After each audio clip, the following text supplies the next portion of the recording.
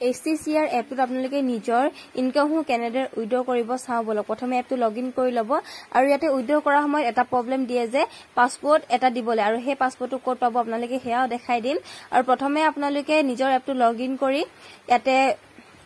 আপোনালোকে মাইন বুলি অপচন এটা পাব মাইনত যাব ইয়াতে গৈ দেখিব যে পাছৱৰ্ড সেটিং ইয়াতে আপোনালোকে এটা পাছৱৰ্ড ক্ৰিয়েট কৰি ল'ব লাগিব তাৰ পিছতে পইচাটো উইথড্ৰ কৰি ল'ব পাৰিব নহলে পইচাটো উইথড্ৰ কৰিব নোৱাৰে ইয়াতে এটা পাছৱৰ্ড আপোনালোকে দি ল'ব লাগিব কনফাৰ্ম কে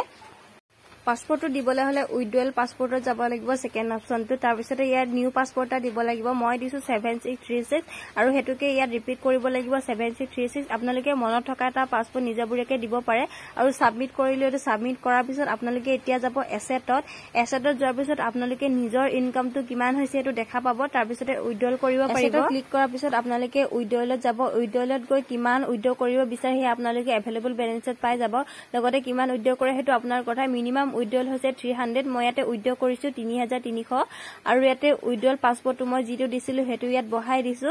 আৰু 24 ঘণ্টাৰ পিছত এটো আপোনাৰ বেংক একাউণ্টত সোমাই যাব এটো সাবমিট কৰি লব সাবমিট কৰাৰ পিছত আপোনালোকৰ 24 আৱাৰ্ছৰ ভিতৰত সোমাই যাব লগতে উইথড্ৰল ৰেকৰ্ডত গৈ আপুনি কিমান উইথড্ৰ কৰিছে হেতু চাব পাৰিব এটো মই আজি এসপ্তাহৰ